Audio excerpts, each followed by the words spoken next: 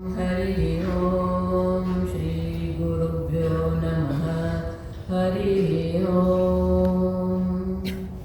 ओम भद्रं कर्णेभिः शृणुयामदेवाः, भद्रं पश्येमाक्षभिर्यजत्राः, स्थिरैरङ्गैः स्तुष्टुवागुंसस्तनूभिः व्यशेम देवहितैर्यदायुः।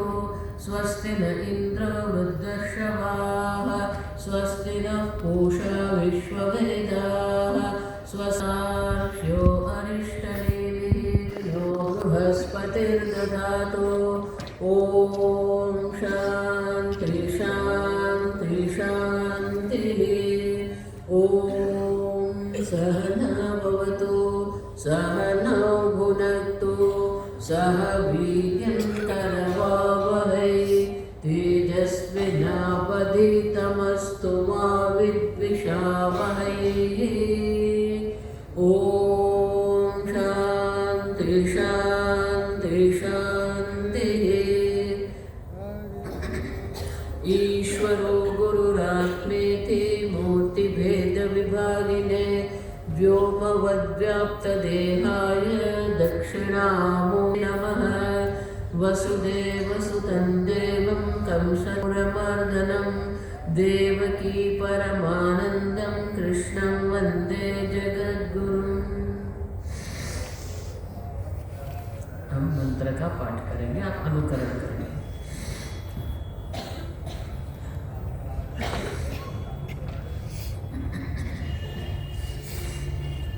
ओमिति तथा अक्षरम् इदं सर्वं तस्य उपाख्यानं भूतं भवद्भविष्यः यत् इति सर्वम् ओंकारः एव यच्च अन्यत् त्रिकालातीतं तदपि ओंकारः एव। सर्वं हि एतत् ब्रह्म, अयमात्मा ब्रह्म, सोऽयमात्मा चतुष्पात्, सोऽयम् अधिअक्षरम् आत्मा ओंकारः अधिमात्रं पादः मात्राः मात्राः च पादः अकारः उकारः मकारः इति।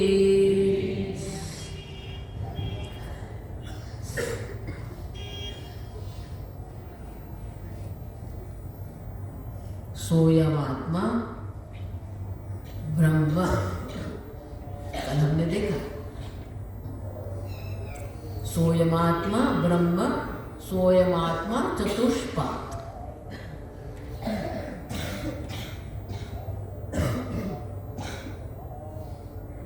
आत्मा क्या है? कल हमने देखा मैं हूँ, है ना? लेकिन ये मैं जिसको हम कहते हैं, आत्मा जिसको हम कहते हैं, उनका स्वरूप क्या है? मैं कौन हूँ? लेकिन जो हमने कहा कि आत्मा अपरोक्ष है, पहले दिन हमने देखा अपरोक्ष माने क्या है? जिसके लिए कोई प्रमाण प्रवृत्ति की आवश्यकता नहीं है। तो आत्मा तो शुद्ध चैतन्य स्वरूप है, स्वतःसिद्ध स्वप्रकाश है। तो मैं हूँ और मैं चैतन्य स्वरूप हूँ, ये सब जानते हैं। मैं हूँ सब जानते हैं, मैं चैतन्य हूँ, स्वतः सिद्ध हूँ, वो भी सब जानते हैं, है ना? लेकिन कल जो हमने देखा कि ये जो चैतन्य जो है, वो चैतन्य को हमने एक शरीर में मर्यादित करके रखा है। लेकिन आगे तो कहते गए सर्वम ही एतद् ब्रह्म, सोऽयमात्मा ब्रह्म। ये यहाँ जो कुछ है सब ब्रह्म मात्र है, और वो जो ब्रह्म है वही आत्मा है। तो फिर आत्मा सर्व है, ये कैसे जानेंगे? तो इसके लिए शास्त्र हमें प्रक्रिया देते हैं। प्रक्रिया मानी मेथोडोलॉजी। जिस प्रकार से गणित का जब अभ्यास कराते हैं तो जोड़ना जो सिखाना है तो बच्चों को हम क्या कहते हैं, अगर आपके पास 8 सेब है उसमें से 4 मैं आपको देती हूँ और 4 मैं आपको देती हूँ तो आपके पास कितना है। तो ये जो दृष्टांत देते हैं, अगर विद्यार्थी मुझसे पूछे पहले 4 दे दो तो चलेगा, 4 देना नहीं है, 8 में 4 कैसे जोड़ना है वो सीखना है। उसी प्रकार से शास्त्र हमें प्रक्रिया देते हैं और इसलिए कहा सोयमात्मा चतुष्पाद। अब देखिए तो उसको अवस्था त्रय प्रक्रिया कहते हैं। तत्वबोध अगर आप पढ़े हैं तो तत्वबोध में आत्मा की व्याख्या जो शंकराचार्य जी ने दी है वो प्रक्रिया है। स्थूल सूक्ष्म कारण शरीर व्यतिरिक्तः पंचकोशः अवस्थात्रय साक्षी सच्चिदानंद स्वरूप आत्मा। अब तो वहां 3 प्रक्रिया होता है, स्थूल सूक्ष्म कारण व्यतिरिक्त, उसको कहते हैं स्थूल सूक्ष्म प्रक्रिया। पंचकोशातीत, ये तैत्तिरीय उपनिषद में पंचकोश प्रक्रिया के द्वारा ये तत्व का ज्ञान हमें कराया। वो वहां पर भी वही है, सत्यम ज्ञानम अनंतम ब्रह्म, ये ब्रह्म अनंत है, सर्व है, लेकिन पंचकोश प्रक्रिया के द्वारा हमें वो दर्शन। उसी प्रकार से अवस्था त्रय साक्षी, तो ये मांडुक्य उपनिषद जो है वो अवस्था त्रय साक्षी प्रक्रिया के द्वारा शास्त्र हमें समझाते हैं कि कैसे ये आत्मा जो है वो ब्रह्म स्वरूप है और ब्रह्म सर्व है, तो आत्मा भी सर्व ही है। और इसलिए ये प्रक्रिया में क्या कहा, ओंकार कहा, और ओंकार के 4 मात्रा है। अब देखिए तो इसलिए क्या कहा तीसरे मंत्र में, मात्राः पादः पादः मात्राः, तो 4 मात्रा है ओंकार की और 4 पाद है आत्मा के, और इसलिए कहा आत्मा चतुष्पाद। तो ये प्रक्रिया के द्वारा हम सर्वात्म भाव प्राप्त कर सकते हैं। आगे मैंने जैसे कहा कि मैं शुद्ध चैतन्य स्वरूप आत्मा हूं, मैं साक्षी चैतन्य हूं, ये आत्मज्ञान नहीं है। आप समझो ठीक से, सोयमात्मा ब्रह्म अयमात्मा ब्रह्म, ये महावाक्य जो है वो ब्रह्म ज्ञान है। जीव ईश्वर के ऐक्य का जो ज्ञान जो है वो आत्मज्ञान। इसलिए हमारे स्वामी गुरुजी महाराज हमेशा कहते थे वेदांत इज एन इक्वेशन। जिस प्रकार से भौतिक शास्त्र में E = mc² जो कहते हैं ना, वो इक्वेशन है, एनर्जी और मास मटेरियल। उसी प्रकार से ये वेदांत एक समीकरण है, इक्वेशन माने समीकरण। तो समीकरण की कब आवश्यकता पड़ती है? अगर मैं कहूं 10 = 10 तो ये समीकरण बनेगा नहीं। समीकरण की आवश्यकता कब पड़ती है? सोयमात्मा ब्रह्म क्यों कहना पड़ता है? तो अगर जो बालक है अभी नए गणित पढ़ रहा है और उनके सामने अगर आप एक समीकरण रख दो, 16 में 10 जोड़ते हैं माने 16 + 10, 16 + 10 =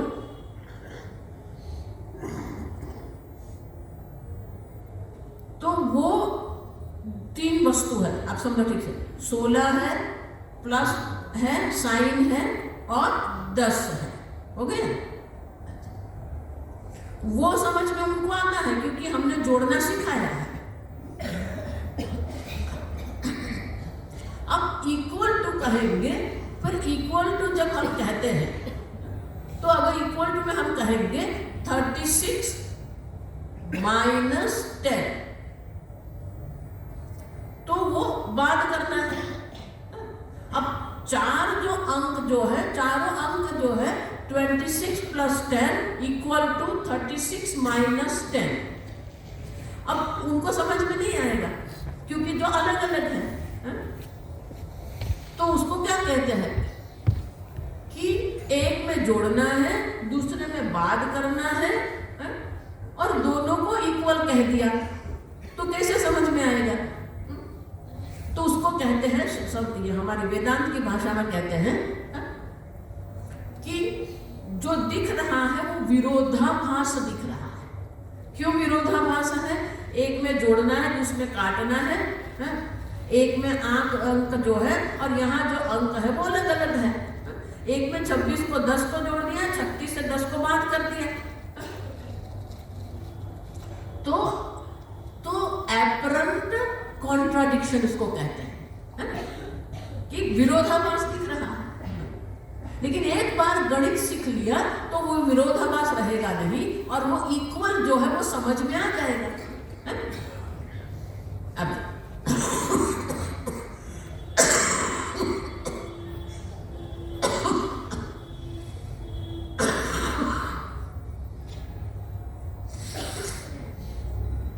पीछे पड़ गया, छोड़ता नहीं है, पकड़ के रखा है,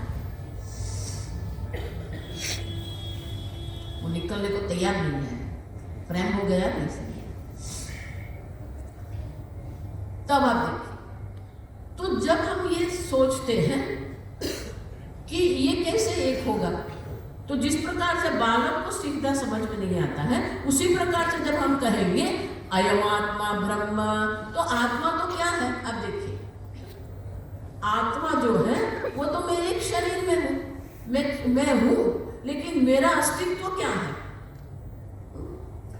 जन्म और मृत्यु के मध्य में काल में मर्यादित करके हमने रखा है अपना अस्तित्व। उसी प्रकार से हमारे अस्तित्व को हमने एक देश में, एक शरीर में मर्यादित करके रखा है। तो मैं तो देश काल में मर्यादित हूं, और ब्रह्म जो है वो तो सर्वव्यापी है। तो मैं सर्वव्यापी कैसे हूं? वेदांत यहां है, आप समझना। ये मुझे माफ करना, लेकिन ये जो साक्षी चैतन्य का ध्यान करते हैं आवश्यक है, आवश्यक नहीं ऐसा मैं नहीं कहती, लेकिन वो परम ज्ञान नहीं है। अब समझो, ये प्रक्रिया है, ज्ञान भी आवश्यक है। भगवान भी कहते हैं आत्मा समस्तम मनकृत्वा न किंचिदपि चिंतयेत्, छठे अध्याय में भगवान भी कहते हैं। लेकिन जो ऐक्य का जो ज्ञान जो है वो हम वेदांत है, और इसलिए यहाँ श्रुति माता हमें ये महावाक्य देते हैं, सोयम आत्मा ब्रह्म। और इसीलिए ये प्रक्रिया के द्वारा ऐक्य हमें जानना है, क्योंकि जो दिख रहा है वो तो विरोधाभास है। मैं जन्म मृत्यु वाला हूँ, एक शरीर में हूँ, अनेक प्रकार के जन्म योनि में मैं घूमता रहता हूँ, मानी कि मैं जीव हूँ। अब देखिए, जीव किसको कहते हैं? अब जीव शब्द का अर्थ है प्राण, जो ये श्वास चल रहे हैं ना, प्राण को जीव कहते हैं। तो मैं तो जीव हूँ, आने जाने वाला हूँ, मैं तो अल्प हूँ। तो तीन प्रकार की अल्पता हमारे अंदर है। अल्पता जो हमारा अस्तित्व अल्प है, हमारा ज्ञान अल्प है, हमारा आनंद भी अल्प ही है, और जो ब्रह्म जिसको हम कहते हैं वो अनंत है। कल हमने देखा देश काल वस्तु अपरिचिन्न है। तो दिखने में तो क्या है? ब्रह्म तो अपरिचिन्न है, अनंत है। और जब मैं अपने आप को देखती हूँ, आप अपने आप को देखते हैं, तो हमें लगता है मैं तो अल्प हूँ, मेरा अस्तित्व अल्प है, मेरा ज्ञान अल्प है, मेरा आनंद अल्प है। अब देखिए, तो ये तो विरोधाभास हो गया। तो मैं कैसे ब्रह्म हो सकता हूँ? और इसीलिए श्रुति माता हमें प्रक्रिया देती है, अयमात्मा चतुष्पाद। बहुत सुंदर है ये प्रक्रिया। तो बोले 4 पाद क्या है? प्रथम पाद क्या है? तो मंत्र नहीं हम पढ़ेंगे, लेकिन उनका अर्थ मैं आपको दर्शाती हूँ। तो श्रुति माता कहती है कि पहला पाद जो है बहिष्प्रज्ञ है, बहिष्प्रज्ञ मानी कि बाकी जगत से हम अनुभव करते हैं। अगर ये माइक है तो ये शरीर से भिन्न बाहर ये माइक है, आप देखिए, इसीलिए उसको बहिष्प्रज्ञ कहते हैं। लेकिन श्रुति माता एक बहुत सुंदर बात यहाँ हमें करती है। मैं हमेशा सबको कहती हूँ कि अंत में ऐक्य नहीं है, ठीक से समझना मेरा बात। अंत में ऐक्य नहीं है, आरंभ से ही ऐक्य है। श्रुति माता कभी भी पहले द्वैत है, भेद है, विरोधाभास है और अंत में ऐक्य है, ये वेदांत नहीं है।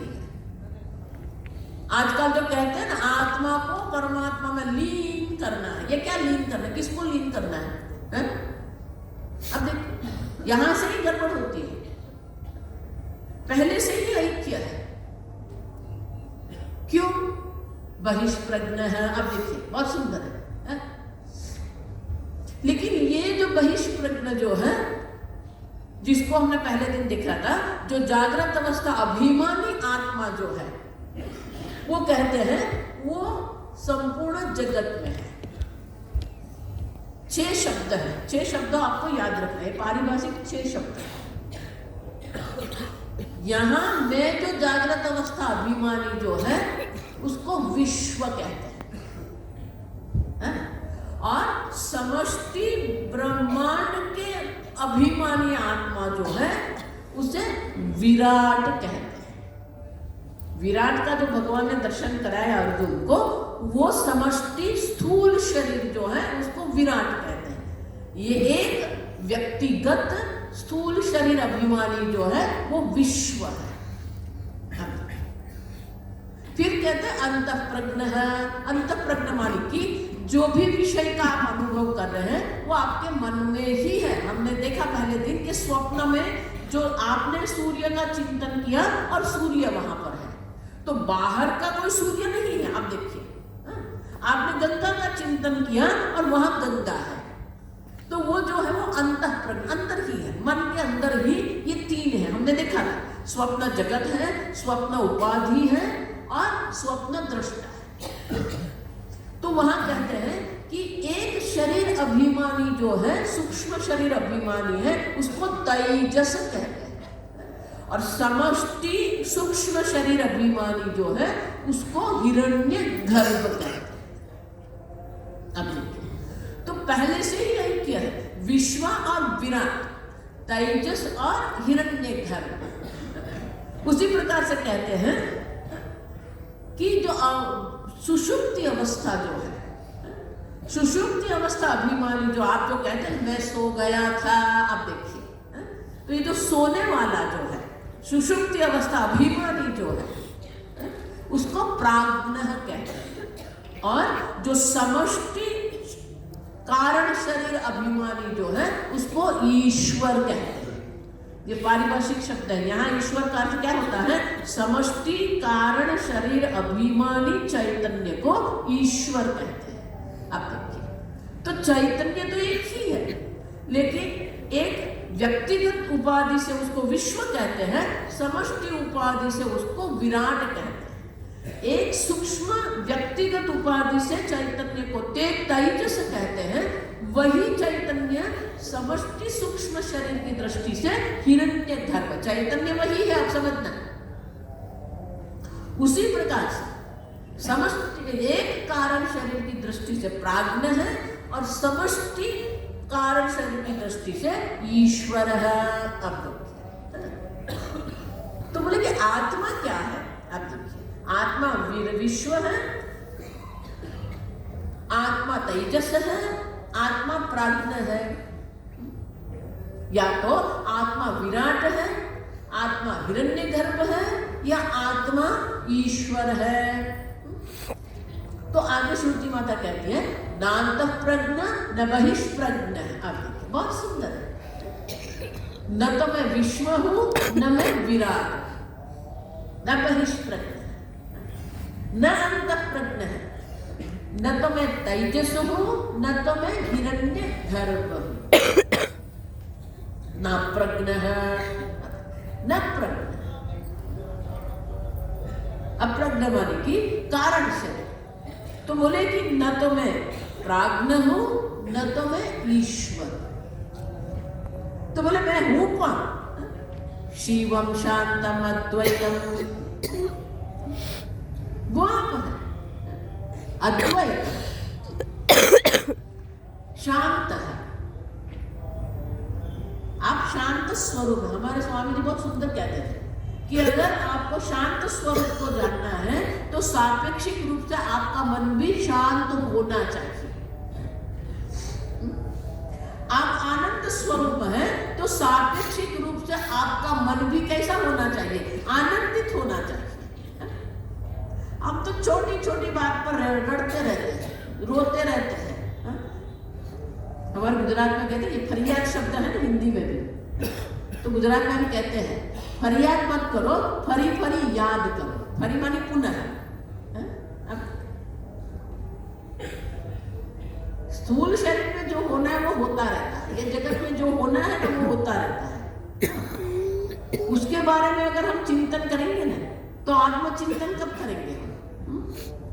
और इसीलिए ये है ही नहीं आते, न बहिष्प्रज्ञ है, न अंतःप्रज्ञ, न प्रज्ञ है, न अप्रज्ञ है। आप देखिए, शिवम शांतम अद्वैतम, आप तो शांत स्वरूप है,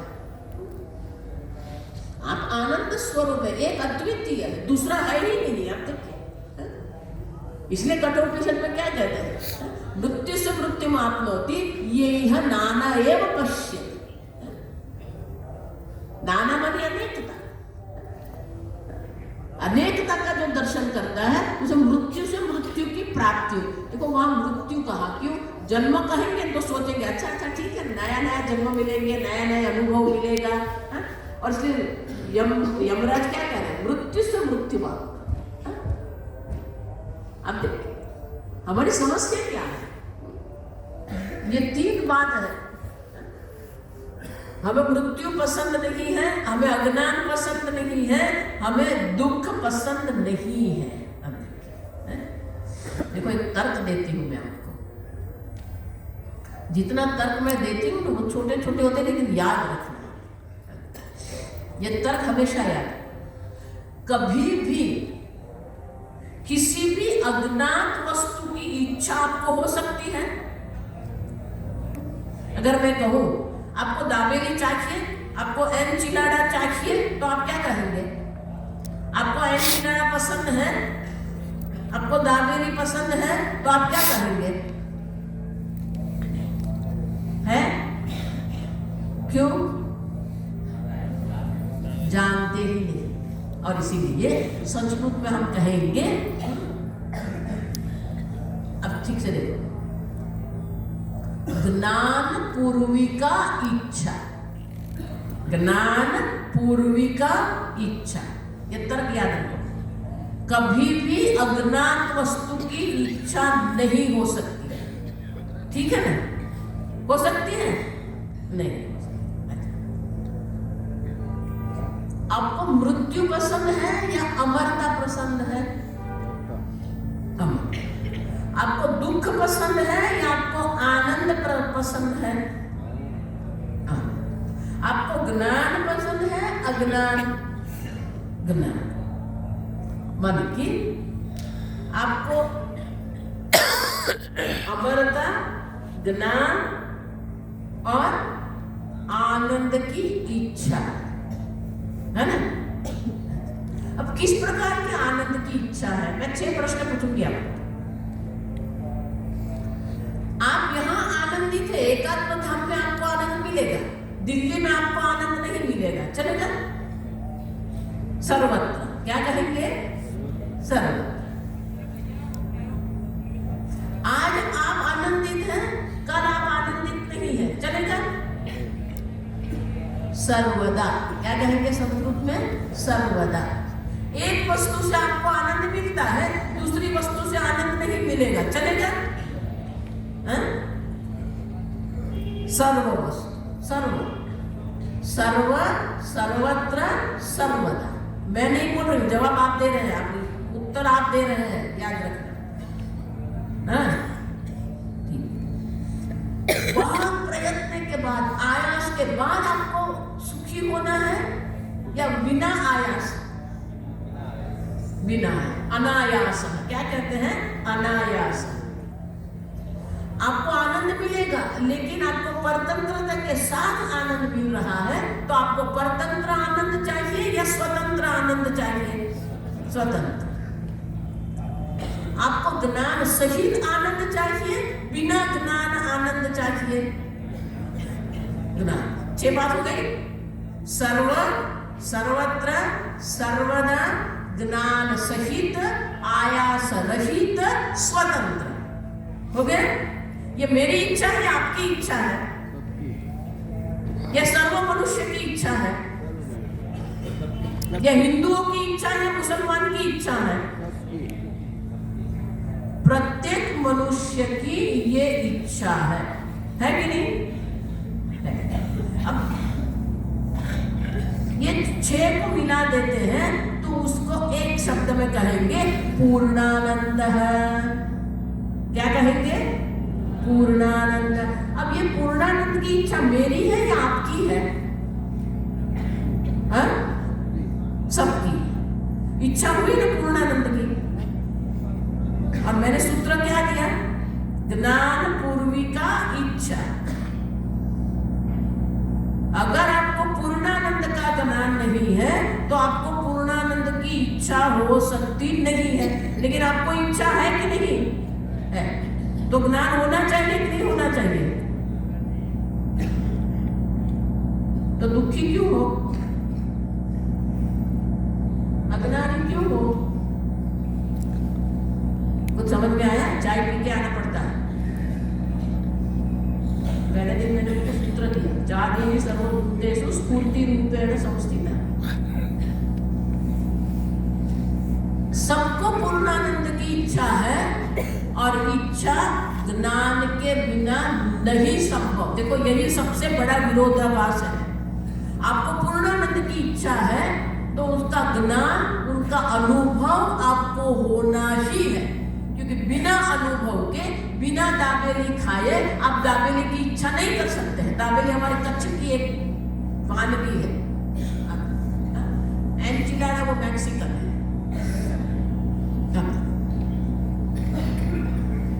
जब तक आपने खाया ही नहीं, आपने उसका स्वाद नहीं लिया है, आप इच्छा कैसे कर सकते हैं? उसी प्रकार से अगर पूर्णानंद का आपको अनुभव नहीं है तो आप इच्छा कर सकते नहीं। तो अब प्रश्न ये रहा, आपको पूर्णानंद का अनुभव कब, कहां, कैसे होगा?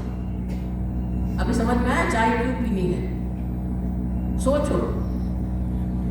क्योंकि अगर पूर्णानंद का अनुभव नहीं है तो इच्छा नहीं हो सकती है।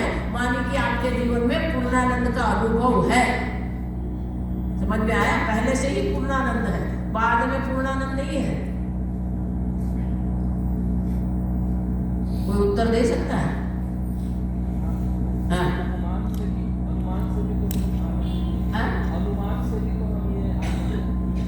कोई अनुमान से दाबेली की इच्छा होगी क्या? ज्ञान ही नहीं है तो अनुमान कहां से करेंगे? ज्ञान, अनुमान किसका होता है? अनुमान आपके प्रत्यक्ष ज्ञान पर आधारित होता है।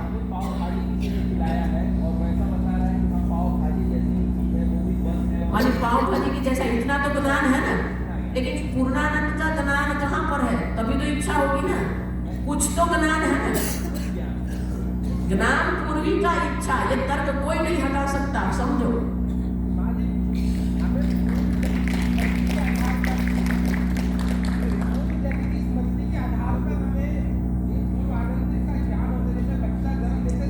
मैं ये पूछ रही हूँ, पूर्णानंद का आपको अनुभव कहाँ, कैसे, कब होता है? क्योंकि इच्छा है मानी अनुभव है। मैं अनुमान की बात नहीं कर रही, मैं अनुभव की बात कर रही हूँ। आपको प्रत्यक्ष अनुभव है तभी तो इच्छा होगी आपको।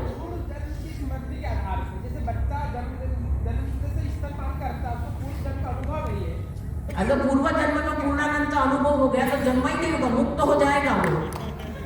जन्म कहाँ से होगा उसका?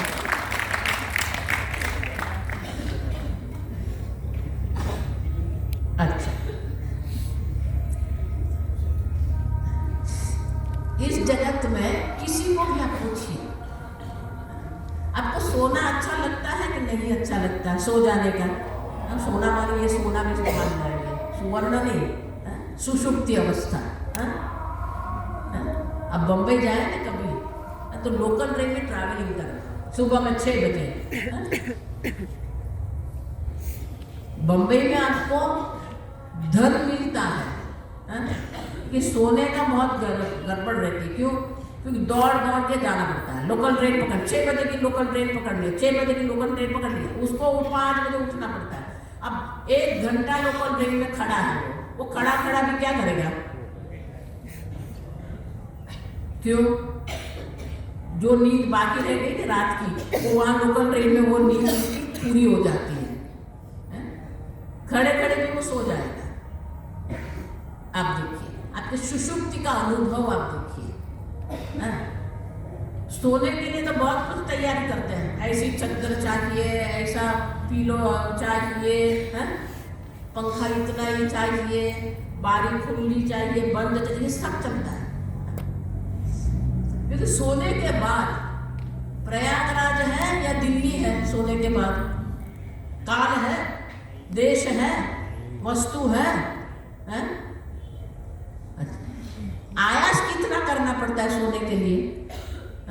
माता जी कभी कभी आपको सुनते सुनते भी नींद आ जाती है। एक कथाकार कथा कर रहे थे तो वो 2 मित्र जाते थे, एक सो जाता था, दूसरा सुनता था। तो एक बार कथाकार के पास जाके वो दूसरे मित्र ने बोल दिया, ये मेरा मित्र आपकी कथा में आता है, मेरे साथ सोता रहता है। तो कथाकार ने बहुत सुंदर कहा, अच्छा देखो मेरी कथा में उसको इतनी शांति मिलती कि वो सो गया, घर में अशांति होगी। अब कोई आयास करना पड़ता है क्या आपको? नहीं। सो जाने के बाद क्या किस प्रकार की परतंत्रता है? कोई परतंत्रता है? जब आप सो गए, ठीक से सुनना, आप सो गए तो निद्रा में, तत्वबोध में शंकराचार्य कहते हैं 2 अनुभव है। अहम सुखेन निद्रा अनुभूयते नाहम किंचित जानामि। मुझे कुछ ज्ञात नहीं था, मैं आनंद से सो रहा था। लेकिन जो आनंद से सो रहा था वो कब ज्ञात होता है? जागने के बाद। अब आप देखिए, सुषुप्ति अवस्था में आप हैं या आप सो गए?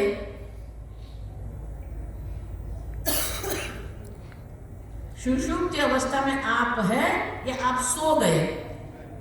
सो गए। तो ये 2 अनुभव किसको हुआ? अगर आप सुषुप्ति अवस्था में सो गए हैं तो ये 2 अनुभव हुआ किसको? अगर मैं कहीं बाहर जाके बोलूं, मैं एकात्म धाम गई थी, वहां ये किया, वो किया, और सही में अगर एकात्म धाम में मैं आई ही नहीं हूं तो एकात्म धाम का अनुभव मुझे होगा? एकात्म धाम का अनुभव के लिए मुझे एकात्म धाम में आना पड़ेगा कि नहीं? मेरी यहां हाजिरी होगी कि नहीं होगी? तो अगर निद्रा में, निद्रा अवस्था में आपको ये 2 अनुभव हो रहे हैं और जागने के बाद आप याद कर रहे हैं, जिसे प्रत्यभिज्ञा कहते हैं। तो ये प्रत्यभिज्ञा अगर है 2, मैं आराम से सो गई थी, मुझे कुछ याद नहीं, मैं कुछ जानती नहीं थी,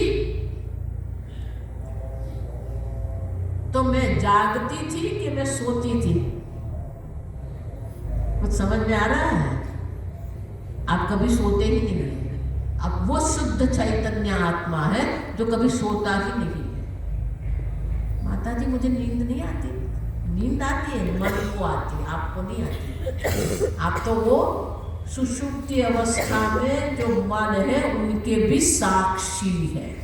समझ में आया? अभी अवस्था त्रय साक्षी चैतन्य। और इसीलिए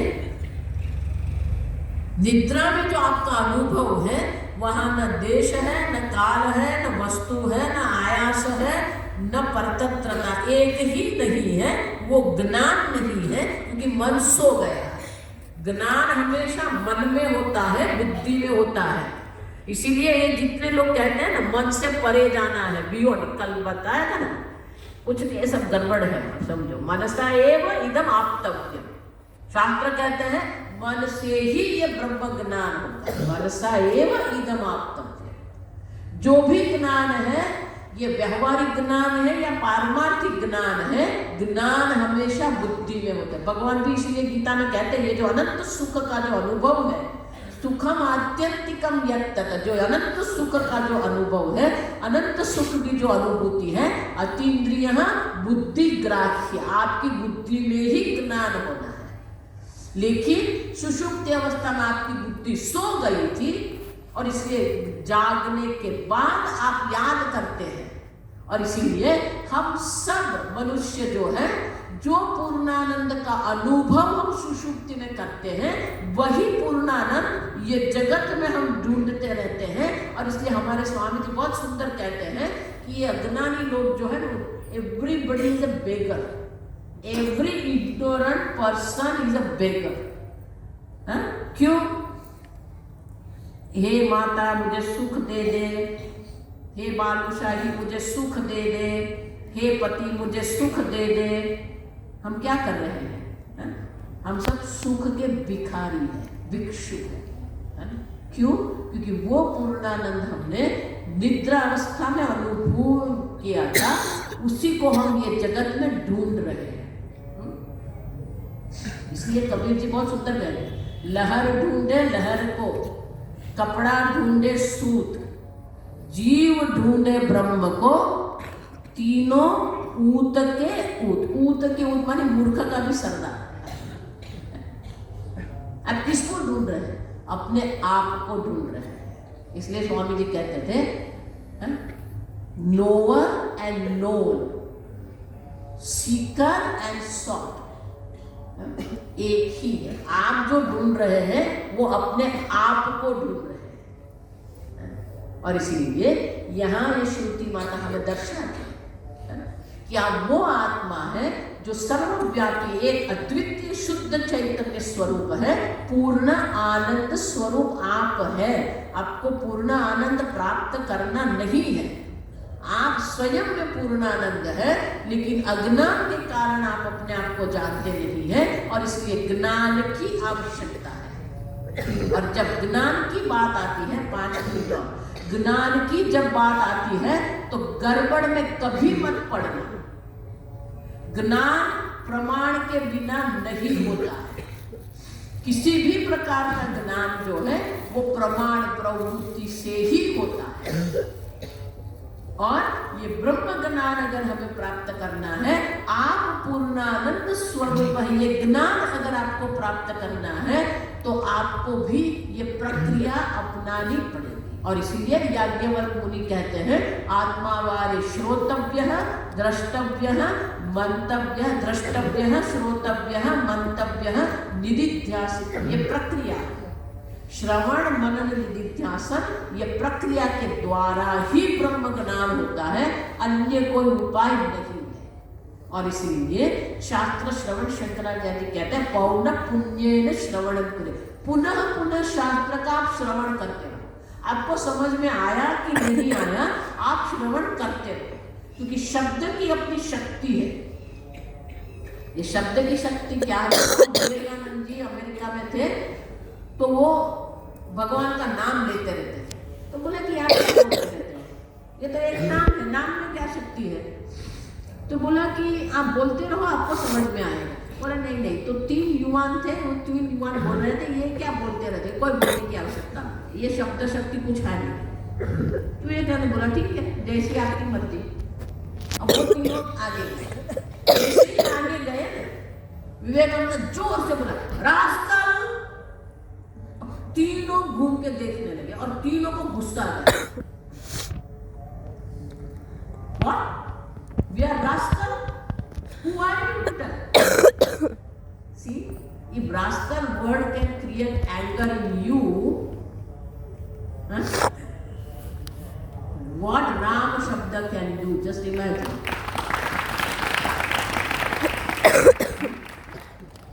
समझ रहे हैं? ये शब्द नाम शक्ति, उसी प्रकार से श्रवण की शक्ति होती है। शास्त्र जो है ना, हमारे लिए शास्त्र जो है ना, वो जड़ नहीं है, चेतन ईश्वर की वाणी, ईश्वर से जो प्रकट होता है ना। अस्य महतः विश्वसितः वेदः, ऋग्वेदः, यजुर्वेदः, सामवेद, अथर्ववेद। वेद जो है वो चेतन है। अब जितना श्रवण करते रहेंगे ना, उतना ज्ञान आपका स्पष्ट होता है। आपको समझ में आए कि नहीं आए चिंता मत करो, आप श्रवण करते रहो। क्योंकि गुरु की शक्ति है, परंपरा की शक्ति है, संप्रदाय की शक्ति है और शास्त्र की शक्ति है। ज्ञान अवश्य होगा, लेकिन उनके लिए शास्त्र श्रवण आवश्यक है और इसीलिए श्रवण करना आवश्यक है। जितना आपका शास्त्र का श्रवण होता रहेगा, उतने ही आपकी स्पष्टता बढ़ती रहेगी। और इसी प्रकार से मैं भगवान को प्रार्थना करती हूँ, आप सबको जीवन में अधिक से अधिक भक्ति और शास्त्र श्रवण की तक मिलती, अवसर मिलता रहे और भगवान की भक्ति करते रहना। ईश्वर के अनुग्रह से सब कुछ हो सकता है। ईश्वर अनुग्रहादेव पुंसा अद्वैत वासना, अवधूत गीता में पहला वाक्य यही है। आप देखिए, है ना? तो ईश्वर का अनुग्रह, अब नाम लेते रहो भगवान का, राम राम कृष्ण कृष्ण शिव शिव, जो भी मन में आया करते रहो। एक पकड़ के करो, दूसरा नहीं। एक नाम हाथ में ले लो, कृष्ण कृष्ण करते रहो और भगवान पर छोड़ दो, है ना?